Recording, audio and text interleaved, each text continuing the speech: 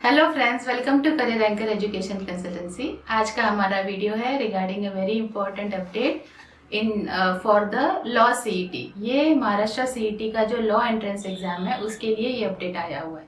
अभी देखते हैं ये क्या है। ओके, पहली चीज तो एग्जाम है शेड्यूल्ड मार्च में और अप्रैल में for 5 year and 3 year. Okay, 3 year courses.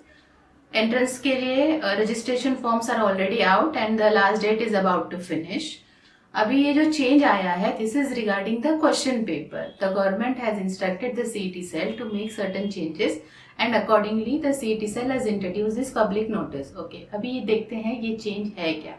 सबसे पहली बात, एग्जाम का जो टोटल मार्क्स हुआ करता था 150, this year it is going to be 120 marks का total paper, both for 5-year law course and for 3-year law course even. Okay, each question will carry 1 mark, so on the whole there will be 120 questions in both the papers.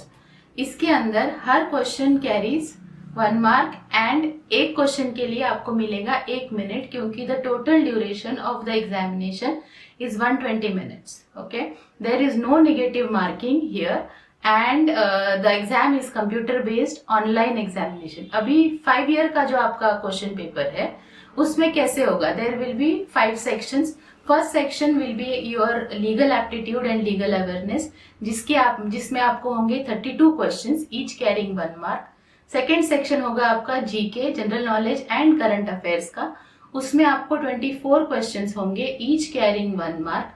Third section है आपका logical reasoning का, उसमें आपको 32 questions होंगे, each carrying 1 mark. Fourth section is English which carries 24 marks on the whole and there will be 24 questions and 8 marks का आपका एक last section होगा for the basic mathematics. Okay, this marking scheme is for the 5-year law courses and for the 3-year law courses आपको 4 sections होंगे. First section is your legal reasoning and analysis, उसमें आपको होंगे 24 questions, each carrying 1 mark. Second will be your GK and current affairs, उसमें आपको होंगे 32 questions, each carrying 1 mark.